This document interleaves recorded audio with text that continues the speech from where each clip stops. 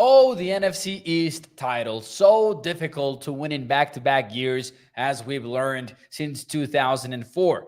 And the Cowboys, they are already at a disadvantage to go for the division title back to back. Let's dive into why. Here we go.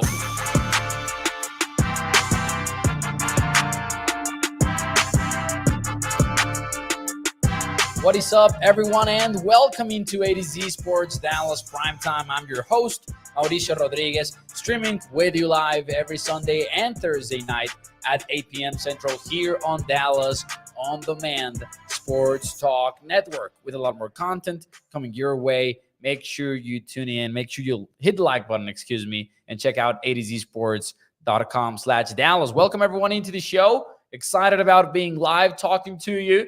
And we're going to be talking some Cowboys schedule. It's not going to be released this week as we thought early on in the week. NFL expectations apparently were for the schedule to be released on Thursday, aka today. But it turns out that the actual date is going to be next Wednesday. So if you have not done so yet, make sure you make your plans.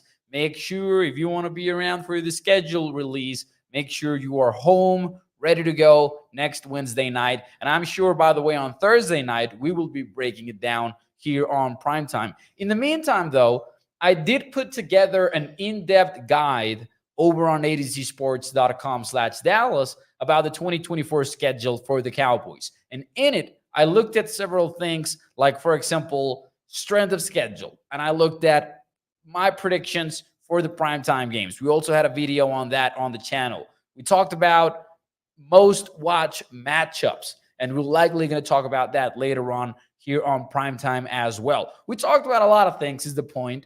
And the one thing that really stuck out to me is the strength of schedule aspect of the Cowboys division in general. And more specifically, Cowboys versus Eagles. Because you know what?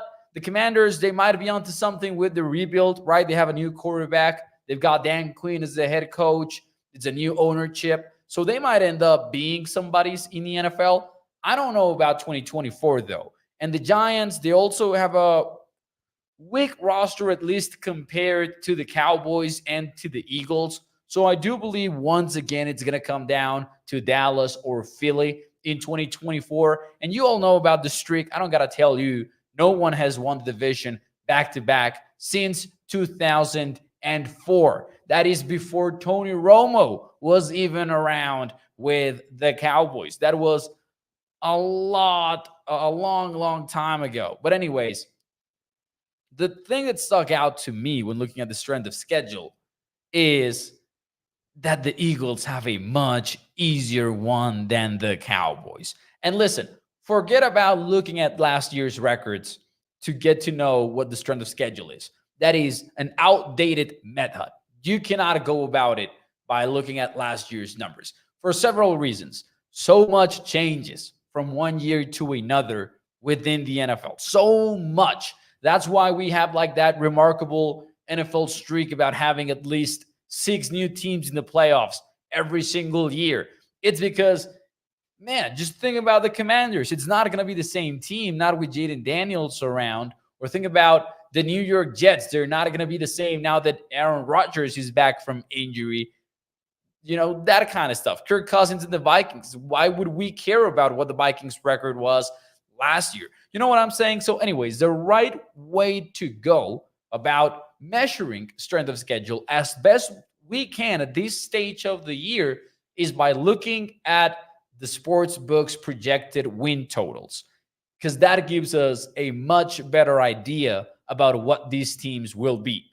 And they get stuff wrong. Do not get me wrong. Casinos, the Las Vegas world, New Jersey, all those sports betting places, they get stuff wrong all the time, right? That's why we love sports. They are unpredictable. But in the grand scheme of things, they are pretty darn accurate, especially when it comes to regular season win totals. They are pretty close, pretty much all across the table. So using that way of measuring the schedule, here's how the Cowboys and the Eagles differ.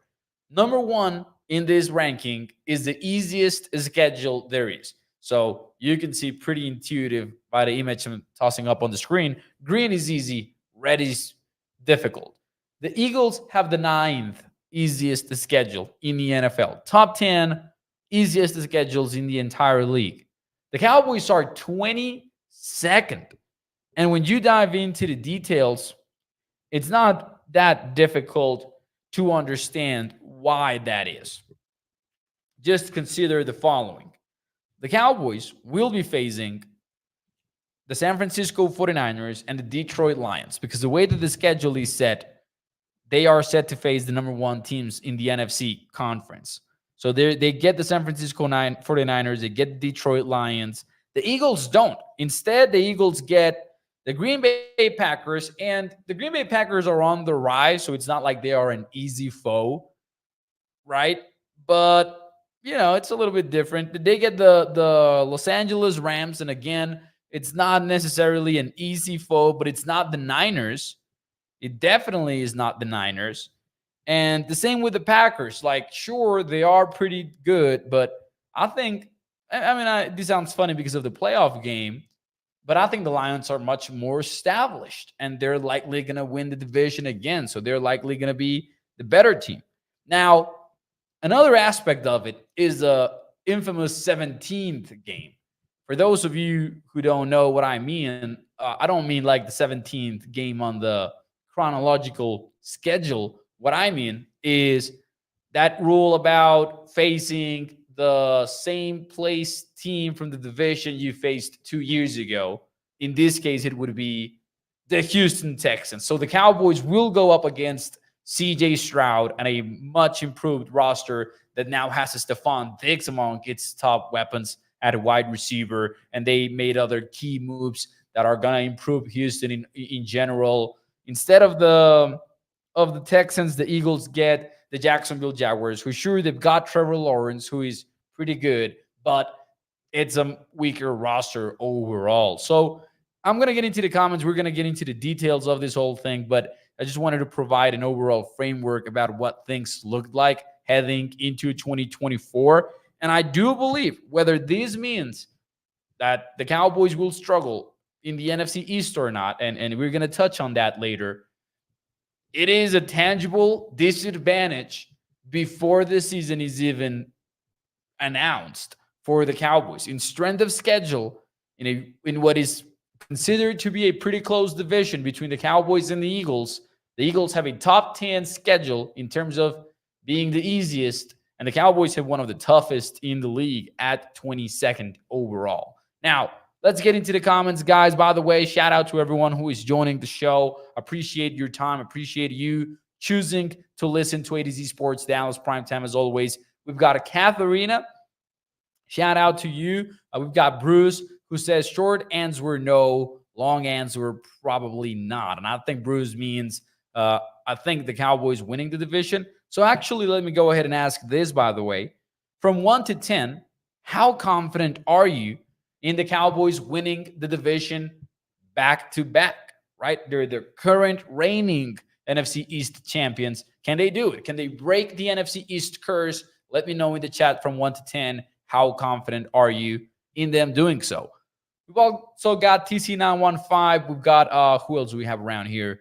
We've got Mitesh. Shout out to you, sir. We've got Mark. We've got Mick, who says it's good, though they play the Texans, Lions, Ravens, and Bengals at home. And that is a significant aspect of it for sure.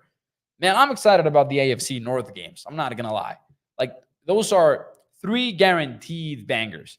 Going up against the Bengals, going up against the Ravens, and even the Cleveland Browns. Like, that's a top defense that you're going to be facing next season. It's not going to be an easy schedule at all. It's not. TC says it's Philly. They will be calling for his head the first game they lose. I think he's talking about Kellen Moore. Yeah, Mark Aaron had said before, what week will Eagles fans want Kellen Moore's head? It's going to be a fun storyline to follow just because I think it's going to be a very different offense for Kellen Moore to run, with all of the running game stuff that the Eagles like to do. Can Kellen Moore figure that puzzle out? Because I believe when Kellen Moore was around, one of the biggest frustrations with the Cowboys fan base was that the run game maybe was very good in the red zone, but not really everywhere else.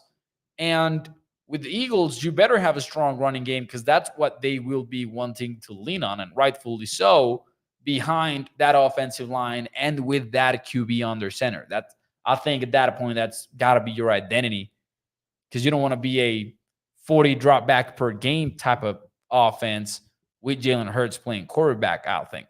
And that is no knock on Jalen Hurts. I just mean, man, you got to use his legs. Like, that is one of the biggest strengths of Jalen Hurts. I don't mean that at all as a knock on Jalen. Now, some of your answers from 1 to 10, how confident are you in Dallas winning back-to-back? J Money says 4.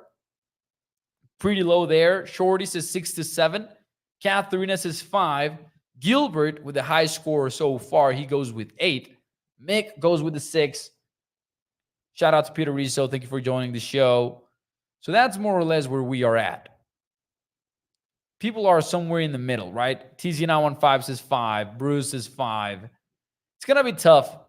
Let me show you. Let me tell you something. The guys that set 5 or that set 6 or maybe even 4, the guys that were on that range, you are basically on the same tune or the same wavelength as sports books are. Because I checked before this show began.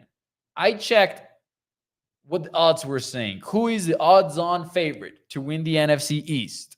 I was a little bit surprised at what I found. Both the Cowboys and the Eagles are sitting at plus 130. Same odds. You want to pick the Cowboys, they're going to pay you the same money than they are if you pick the Eagles to win the division, plus 130. It's tough, man, because what are the questions that you got to answer to figure out who is the best team in the division? Because if you look at continuity, I think both teams are pretty much on the same place, right? The Eagles are trying out new coordinators at offense on defense for the second consecutive year, but the Cowboys are also changing defensive coordinator now that Dan Quinn is gone. So coaching staff level, they're pretty much somewhere in the same level. Nick Sirianni and Mike McCarthy could both be considered to be in the hot seat. Quarterback is where I think the Cowboys just have a massive advantage. Okay, maybe massive is a strong word, but I do give them the edge because I think Dak Prescott is a better quarterback than Jalen Hurts. And I like Jalen. I think he's a pretty solid QB. I think he does bring that fun run element to the offense, and that opens up so many stuff for the Eagles, and they were not able to exploit it in 2023, but that doesn't mean they won't exploit it in 2024. That is the challenge for Kellen Moore. I think Brett Coleman, who breaks down X's and O's on his YouTube channel, did a fantastic job when he laid it out the following way. He said, after, what's the name of the Indianapolis head coach? Oh, man. Trying to think of the former offensive coordinator for the Eagles. And I'm blanking completely. I don't even want to look at the chat because I want to remember. But after he left for the Colts head coaching job, hate blanking on names like this. After he left for the head coaching job in Indianapolis, Brett Coleman said it's like the Eagles took the playbook of his offense after he left, and then they changed Shane Steichen. All right. Boom. We did it. Jay Money got it right. He said Shane on the chat. It's Shane Steichen. Yeah, man. Thank you for that. It's like the Eagles took Shane Steichen's playbook and then asked AI to make up a summary of it. That's the way that Brett Coleman explained it.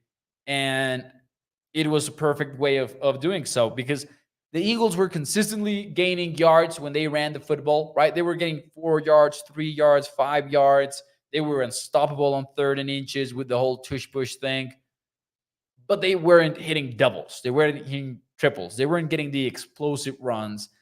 And that's because they stopped doing a lot of the things that Shane Steichen used to do. So if Kellen Moore can come in and he can go under the hood and tweak that, the Eagles might be back, offensively speaking. That is their hope of having hired Kellen Moore to run the offense. So there's that. But from a QB point of view, I do think Dak Prescott does a better job overall. Wide receivers are pretty even, but the Eagles have like that established O line, even though they lose Jason Kelsey. And who knows what that might mean for the tush push. They might not be as efficient without Jason Kelsey. We are about to find out. But just overall, like it depends on what answers you want to get to try to figure out who is the best team. I do think the Cowboys have the better defense, and I respect what Philadelphia did in the NFL draft, going cornerback back to back, right? They get two of the top three cornerbacks perhaps in the 2024 NFL draft after the cornerbacks fell deep in the first round. They went in with a plan. They said, you know what? We're going to get back-to-back corners. We don't care. And they're going to fix their biggest issue. But they also got arguably best players available at the spot that they picked them. Defensive line is good. They don't have Hassan Reddick, but they kind of keep a lot of talent in there. And right now, this is what it looks like. Actually, let's go ahead and look at their lineup. They've got on that defensive line projected starters. And again, no Hassan Reddick in there. Obviously, Jalen Carter, who was dominant as a rookie. And that matchup, man, of Jalen Carter versus, say, if they want to put him a little bit on the center, and I know he's not necessarily a nose tackle, but he can also do a little bit of everything. That matchup of Jalen Carter versus the Cowboys O-line is always going to be fun because it's going to be either Cooper Beebe at center or, say, Brock Hoffman, if you want to open up that possibility. Zach Martin or Tyler Smith. That is going to be so fun. But they've got Jalen Carter. They've got Bryce Huff, who basically, they got him back from the Jets after they sent Hassan Reddick to the Jets. Then they've got Josh Sweat at edge rusher as well. They've got Brandon Graham.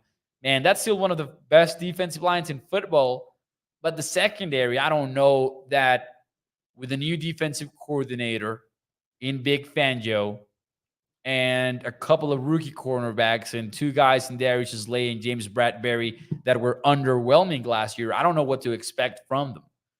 So I think even with all of the extensions that they pulled off and everything, I think that the Cowboys could be favored over the Eagles. I might go with a 6 out of 10 in confidence, with 5 being dead even. I'm going to give this light nudge to the Cowboys, mostly because of the Dak Prescott CeeDee Lamb combination.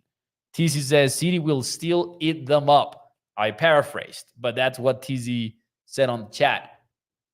That is by far your biggest hope if you want the Cowboys to go off this season.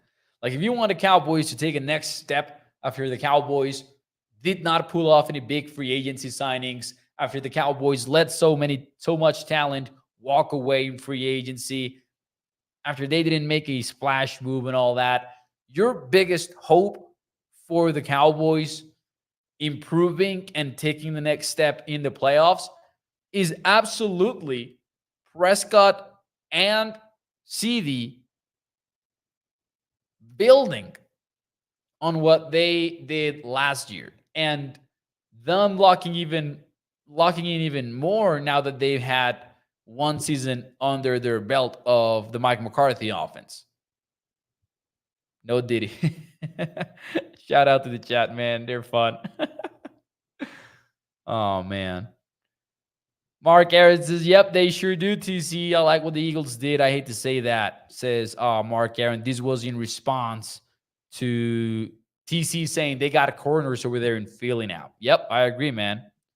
I agree. Now, specifically when it comes to that matchup, Cowboys versus Eagles, I do think we've known for years now that the Cowboys have that figured out. The Cowboys have the Eagles secondary figured out. Now, it's going to be Big Fangio, though, on that side of things. So how does that impact things? Because people like to say that, hey, Big Fangio kind of owns Dak Prescott, and it's true he's had some rough moments against him. But what about that first half in the Miami game last year? I still cannot figure out why they stopped doing what they were doing. When in the first half, Jalen Ramsey was not shadowing CeeDee Lamb, and Big Fangio was consistently giving the Cowboys favorable matchups to go to CeeDee. And that was like 88, 88, 88. And then in the second half, they stopped doing that for some reason. That was one of the most frustrating moments of the season for me because I was so excited about seeing what the Dolphins were doing. And CeeDee Lamb was even asked post game if the Dolphins had changed it up, and he was like, "Nope, it was the same looks, same looks." And I think the film backed it up. So, Big Fangio in Philly is going to be a big storyline for sure, for sure. And it's going to be a big part of this story. So I'm going to go with 6, man. I just think the Eagles are also pretty good, so we got to give them that respect. And if they have an edge in the schedule, that factors into our evaluation of things in a division that's been so close historically in recent memory. Avoiding the Niners and the Lions in the NFC is absolutely significant, I think, in this conversation. So you got to give some credit to the Eagles in the sense that they could absolutely go ahead and win this division. If they do, man, at what point do we give up in terms of seeing a back-to-back champion in the NFC East? Like, it's been so weird that has been going on for 20 years. 20 years. And no team in the NFC East has been able to win the division back-to-back. That is, I cannot fully explain it. I think the only explanation that I can come up with is that there hasn't been a team that's been dominant over the long term in the division. And what I mean with that is there hasn't been a long-term project that really comes together, right? There's been some very good Cowboys football teams, but under Jason Garrett, they never made the playoffs in back-to-back years. There's been some pretty damn good Eagles teams, but Doug Peterson went to the Super Bowl, won it with them, and then he was out as head coach later on because there wasn't a firmly set project. Right now with the Eagles, right? Like they went to the Super Bowl last year and then they crumbled apart in the later stages of the 2023 season. So it was kind of like, what? For some reason, none of these teams have been able to be super consistent. If you think about it, the closest we've had to it is the Cowboys winning 12 games in 3 consecutive seasons. And I'm not arguing for Mike McCarthy. I'm not trying to defend them. I'm not trying to lift them up. But objectively, I think it's the closest we've had to a dominant team over a 3-year period. And not even that was enough for them to win the division in 3 consecutive years. But they were close to doing so if you think about it under that light, I guess. Anton has a point. He says, don't forget injuries, though, Mo. That is true, man. All looks grand today. Yeah, let's see after training camp who is still standing to play 2024. Oh, I thought you that was a little bit of a curveball. I thought you meant like maybe 2015 happening and you not being able to win back-to-back 2014 and 2015 or 2020 with Dak Prescott going down for this season. I thought that's where this was going, Anton. But I agree with you. Injuries, and I said this during the 53-man roster projection show, we can try to come up with all the predictions we want about the 53-man roster. A lot of it is going to be decided by injuries, unfortunately. It's a part of the sport. Cannot do anything about it. It's just the way it is. But I agree with that.